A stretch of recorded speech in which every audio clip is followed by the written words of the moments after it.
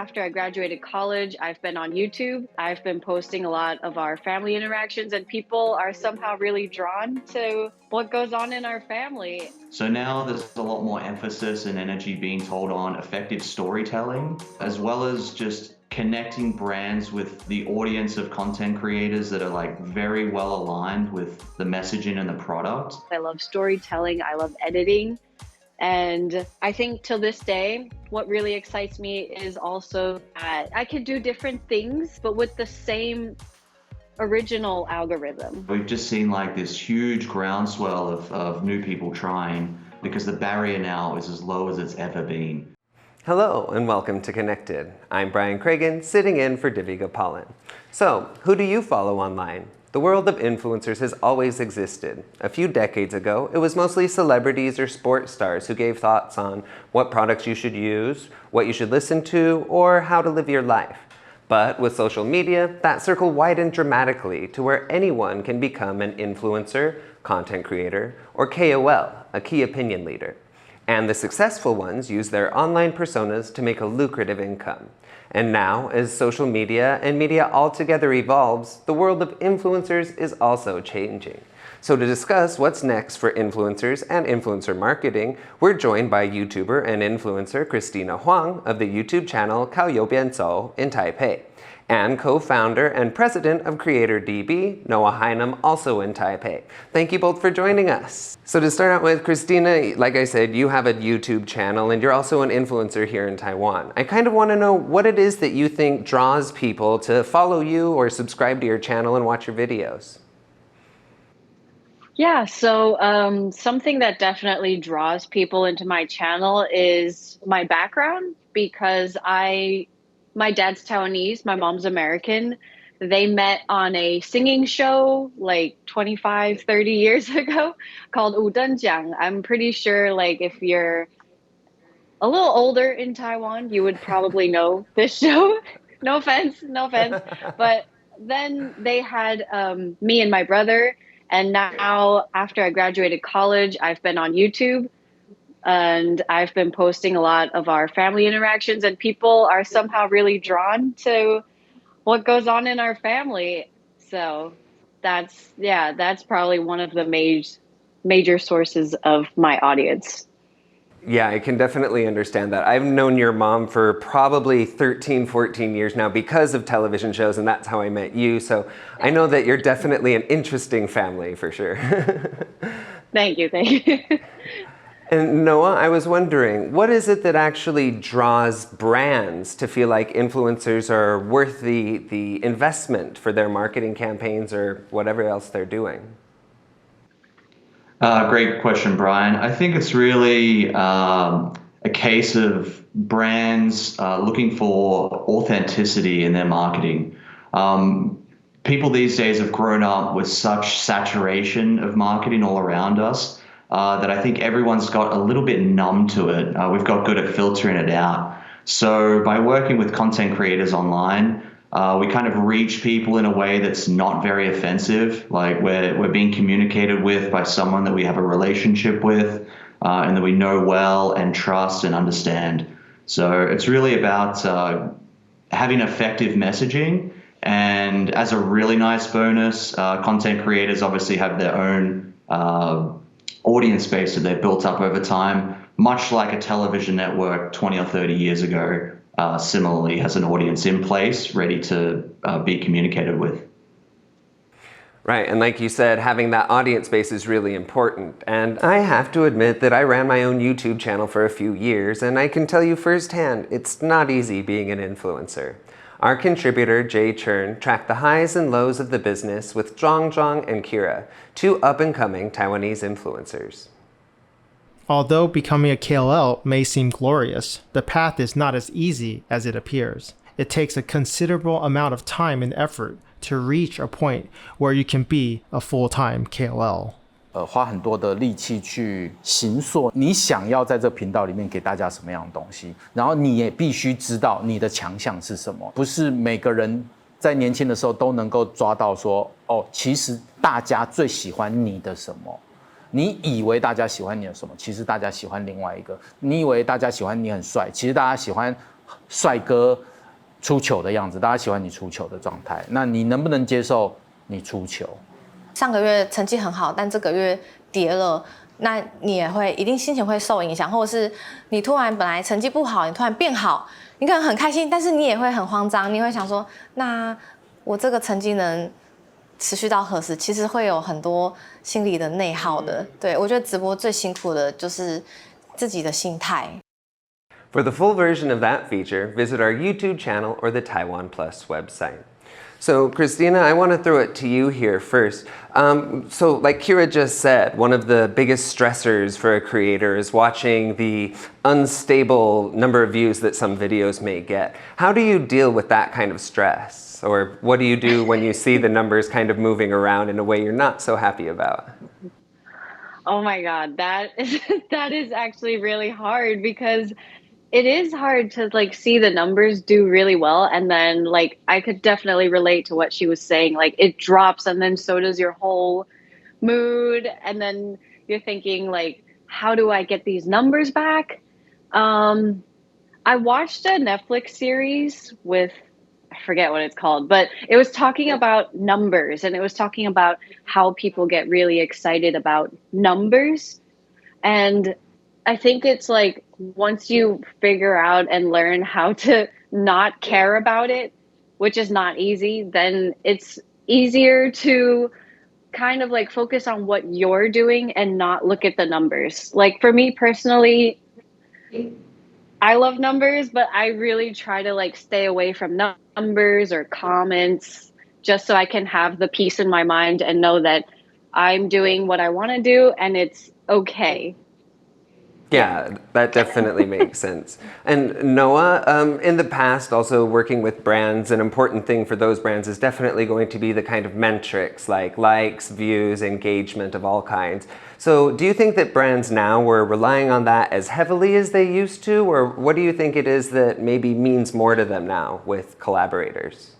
I think numbers will always be a part of the equation, but less and less it's becoming the most important thing. So now there's a lot more emphasis and energy being told on effective storytelling, as well as just connecting brands with the audience of content creators that are like very well aligned with the messaging and the product. So that's now what we're exploring, how to connect those two things up, way beyond just the simple metrics of average views, engagement rates, and audience demographics. Noah, what other kinds of strategies or advice have you provided to your creators in order to help them stay relevant in such a competitive market?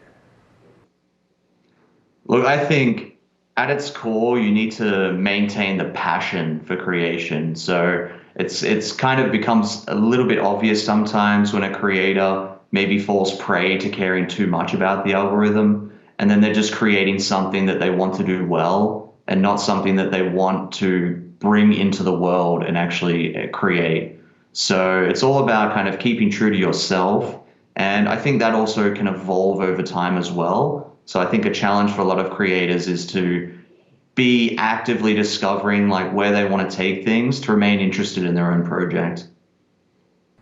Right, and talking about losing that kind of passion for the trade, I know myself that one of the things that was really hard when I was running my channel was the fact that sometimes the numbers didn't do well, and then also at times you kind of second guess yourself and aren't sure if that's where things are going to go in the future. Christina, have you ever thought about other exit strategies as a YouTuber, or do you have any friends that have gone into different industries because maybe they kind of lost that passion a little bit? Yeah, actually from personal experience, I was hosting a show like a few months ago, and I wanted to do it because I feel like it's kind of related to what I'm doing as a content creator, but at the same time, it brings so much like freshness and newness. And then I'm also doing something related but different. And I think it's important as a content creator, especially to not like to think about that YouTube might not be like a forever type of thing. And it's always important to keep some things to yourself because with YouTube and content creators like me, like a lot of our personal life and privacy goes out on the internet. So it's important to have some things to yourself. And I think it's good to explore new things as well, because that could also become a new type of content for your own channel, which keeps the originality of the content creator. So yeah, I definitely have a few friends who themselves have gone on and started trying out music and things like that. And then they realize that, oh, while I'm doing this new thing, I can also kind of incorporate what I have been doing on my YouTube channel and make a new kind of, more diversified content for their viewers. Now, we've talked about the difficulties of breaking into the influencer market, but not all markets are the same. Here's Kira again with her views on the differences between Taiwan and larger markets like the United States. 很多人会觉得说，台湾市场这么小，一定跟国外没得比。这个是确实没错，也是因为我们市场小，入门的门槛相对也是低的，非常非常的多。有一位是从美国回来的一个女生，她说在国外的话，你没有个几万追踪，没有个几十万，没有品牌会愿意花钱就是邀请你来啊，或是送你免费的公关礼。但是她说会在台湾不一样，只要你愿意做，你愿意分享。即使你没什么粉丝数，还是会得到一些品牌的邀约。Again, for the full version of that feature, visit our YouTube channel or the TaiwanPlus website. So hearing what Kira said, Noah, I'm really interested. Do you agree about that lower threshold here in Taiwan? Absolutely. Kira is spot on. So something we see here a lot in Taiwan is not only key opinion leaders, which you mentioned in your intro, Brian, but also KOCs, key opinion consumers. So these are content creators that have smaller audiences, usually 1,000 to 3,000 followers. More so on Instagram than YouTube, but both exist.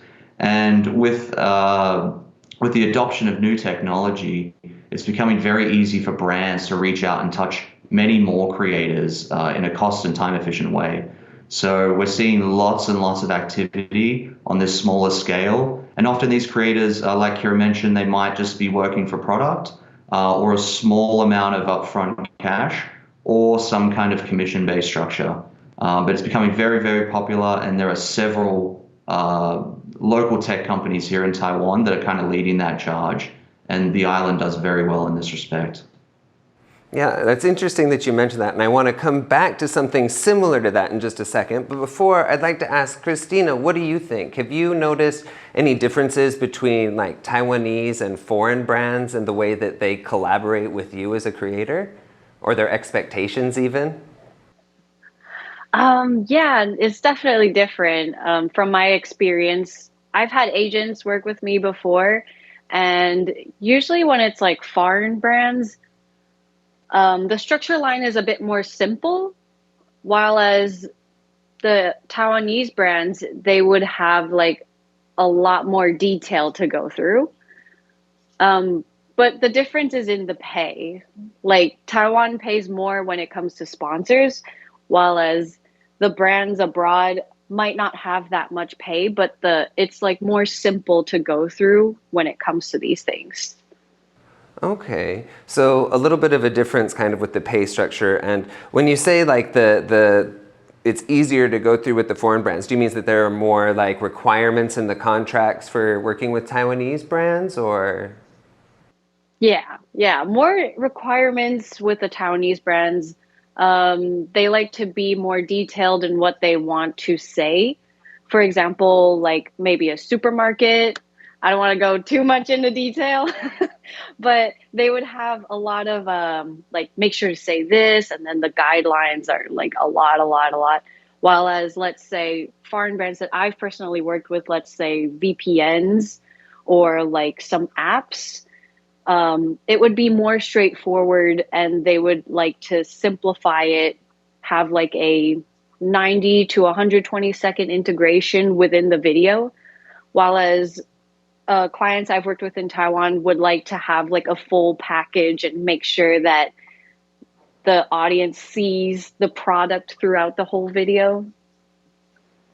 Yeah, I've definitely seen that before. Noah, since this is your area of expertise, do you have anything to add? Yeah, absolutely. So, I mean, we deal with primarily foreign brands, helping them execute their go-to-market in Asia Pacific, but specifically Taiwan.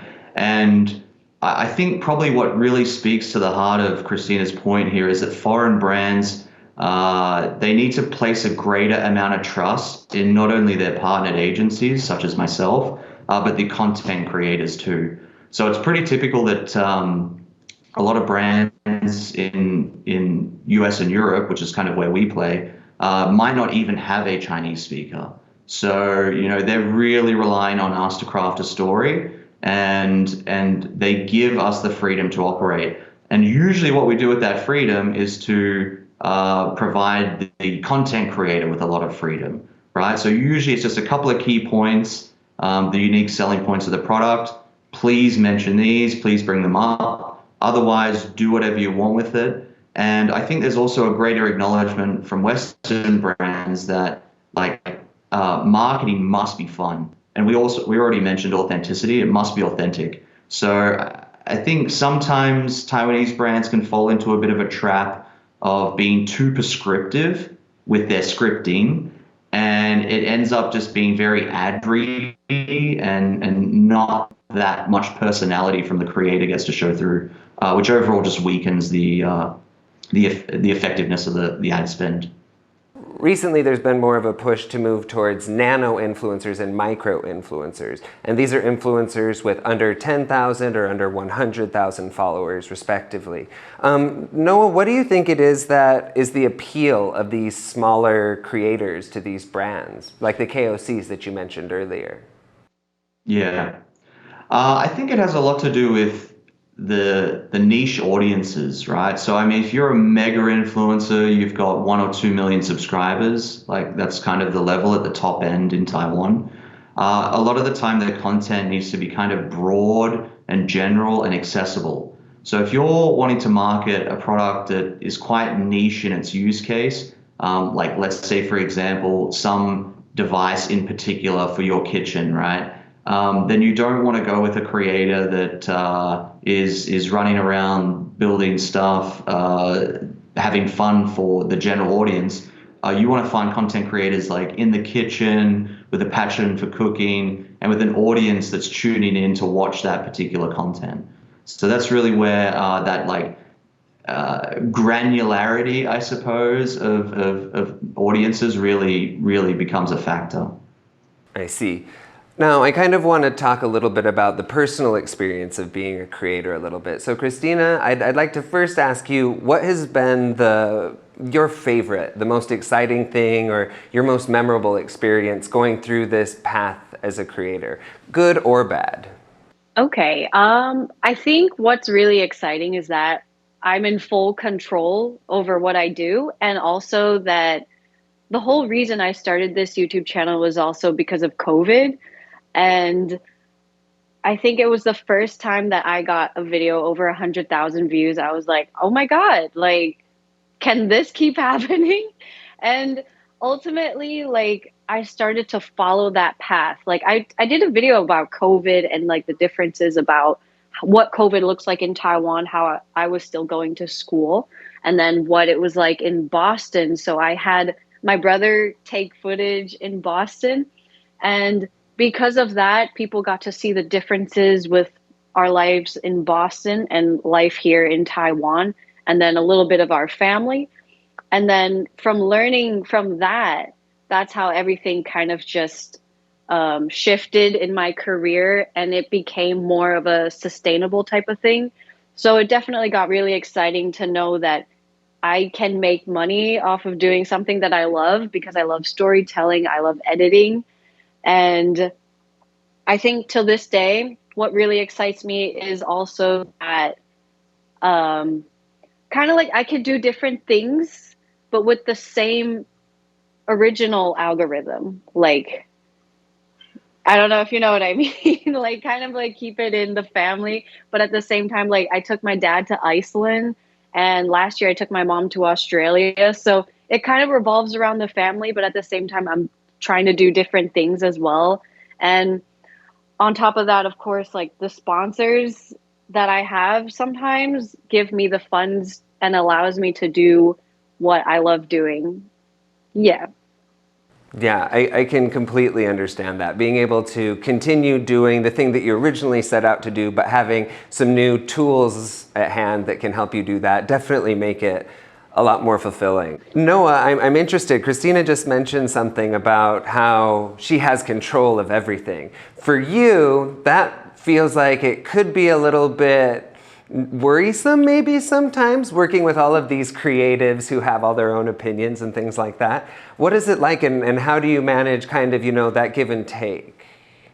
Yeah, great question. I think, first of all, it creates sometimes a bit of friction for us, but not with the creator. It's actually with the brand side. So if a brand is not fully mature in the creator space, they might not completely understand, like Christina said, that she is the one in control, right? So we're the ones needing to work with her and not just give them basically a script and not marshal them around like troops, which to contrast, for example, using programmatic ads or like, for example, Google ads, pre-roll ads on YouTube, banner ads, those are all things where you can be 100% in control as a brand, 100% prescriptive.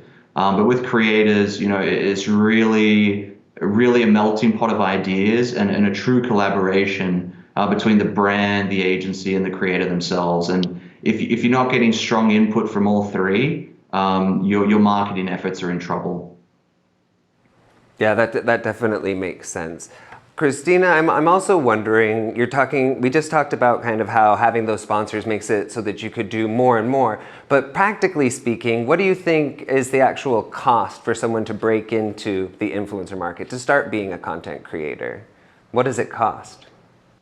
I think with the video that we watched earlier, like especially in Taiwan, like yes, it is much easier to tap into this market because like if you constantly post, I think like my brother's recently asking me, he's like, Christina, how do you do it? Like I also want to be an influencer. So I'm telling him like, yeah, you can always start with reels because that's a really nice way to go nowadays. It helps you draw in a lot of new audience as well. And it's short, like it's 60 seconds. You can get your message through. You can be creative with, there's like these like popular music that people are using. So if you use even the correct song, that could also get you a lot of exposure. While as I feel like YouTube can be a more saturated market, there are still ways to cut into it as well. It just depends on the packaging of things, like your thumbnail, your title, how you're selling yourself. Sometimes you do have to be a little dramatic, but yeah, there's ways. Noah, I'd like to ask you what it is exactly, how much do you recommend that people invest into this? Do you think that it's a good option for a return on investment to become an influencer? Well, again, new technology, and this is not that new technology, modern smartphones is almost all you need. So, we've just seen like this huge groundswell of new people trying. Because the barrier now is as low as it's ever been. 10 years ago, if you wanted to produce a channel, quite a large time investment, at least a camera, at least a microphone. But now we all have them in our pockets. So that makes it significantly easier. And as well, I just recall this very famous article that made its way around the world where in the United States, for generations, people wanted to be an astronaut, number one. When we asked children, what do you want to be when you grow up? An astronaut. And for the first time ever, that job got replaced with YouTuber. So not only do you have the technology now enabling everyone to try and do and make it look good, but you've got a generation of people who are like passionate, excited, and wanting to try. Definitely. And speaking of that, Christina, what about you? What kind of advice would you give to those aspiring influencers and content creators who want to be YouTubers? Definitely like stop procrastinating and just do it, because I have a lot of friends who come to me like, Christina, I've always thought about doing a YouTube channel. I just don't know where to start. And I'm like, that's the thing. You never started. Because once you start, you're probably going to fail at first, and your first video is probably going to suck. But after like a few times, you know, you learn a lot about yourself, and then you eventually find your own style, and it just sets off from there. Like everything just gets better. That's definitely good advice for sure. And Noah, what do you think are, as our final question today, what do you think aspiring creators should keep in mind about ways to adapt and prepare for working as an influencer over the coming years? Where do you see the future of it heading? I mean, I think some general advice, Christina sort of touched on it, but you really need to be resilient. I feel it's similar to being an entrepreneur. I mean, you are an entrepreneur when you're a creator, and a lot of entrepreneurs have a lot of failed ventures before they find something that works out. So you need to build resiliency to keep trying and keep experimenting to find what works. As for the future, I mean, creators are now furnished with so many different interesting software solutions for making content creation easier, giant media libraries, editing tools that are as powerful as they've ever been. And I think maybe I'll just give a word of caution, which is don't over rely on AI. That's still in a space where I think you're not going to be pleased with the results. So don't chat GPT your scripts, and probably don't edit with AI. So, I mean, adopting new technology is great. Balance it out with what still produces the result that you want to produce and not just what's easy. Excellent. Well, thank you both so much for sharing all of your insights. Again, that's Christina Huang of the YouTube channel靠右邊走, joining us from Taipei, and also from Taipei, Noah Hynam, co-founder and president of CreatorDB. And for our viewers everywhere, it's been good to have your company. If you enjoyed today's episode, or you have anything you'd like to add to the dialogue, join the conversation on our social media. And remember, stay informed, stay engaged, and stay connected.